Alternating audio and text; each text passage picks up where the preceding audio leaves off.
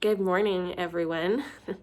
As you can see, we Dias girls are on our kitchen floor making a big old mess with some artwork. The girls are making some Easter eggs with pieces of foam and paint and tape, which is a whole lot of fun. As I help my children through this time, I realize, and I think anybody who's got young kids realizes, that having some type of routine, a way of marking the hours, is vital. We have figured out that in order for us to be happy in this time, we need to begin our day around the same time with the same types of activities like reading and writing. We need to make sure that we have time for messy art. There it is again. Time to go outside and move our bodies. And in the evenings, we stop and check in with one another. What are your roses and thorns, we always say. What's been good? What's been not so good?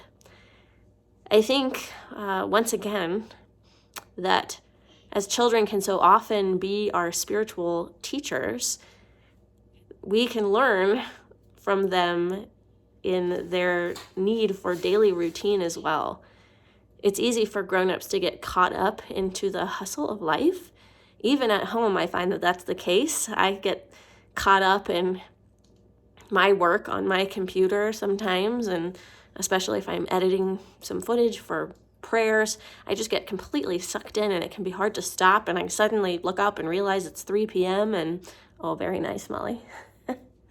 It's 3 p.m. and I have forgotten to eat lunch. And then I notice that on days where I don't mark my time in some way and have a rhythm of stopping and reflecting and resting and creating and moving my body and praying, that my anxiety is worse. This all speaks right into who we are, I believe, as people who are followers of the Anglican tradition in Christianity. We have amazing traditions of marking the hours.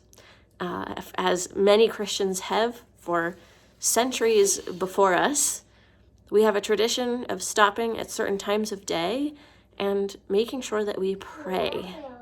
This is vital for us. Hey,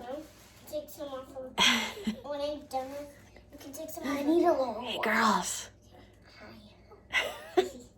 This is vital for us, I do believe. As we're in this very strange time.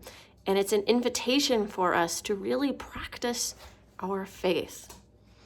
I've done things like I set my timer for 12:15 every day, and it's a reminder for me to tune in to live prayers with the Taizé brothers in France. They're doing their evening prayers around that time, and making sure that I am disciplined enough to stop, to sit in silence, to sing some songs, to pray, to express praise for God and share my worries and stresses with God. It invites me into deep relationship and peace, a peace that wells up inside of me that isn't dependent on whatever is happening in the world. There are so many different ways that we can do this. Daily prayer, the daily office is what we call it. And I invite you, if you don't have a tradition of daily office, perhaps think about something that you could begin. If you're on our text message list, in a way, that's a beginning to the daily office, a daily marking of the time. I'm sending you text messages typically about 9 o'clock in the morning, and those are times to stop and to pray and to read a quote and to think and reflect and spend some time with God.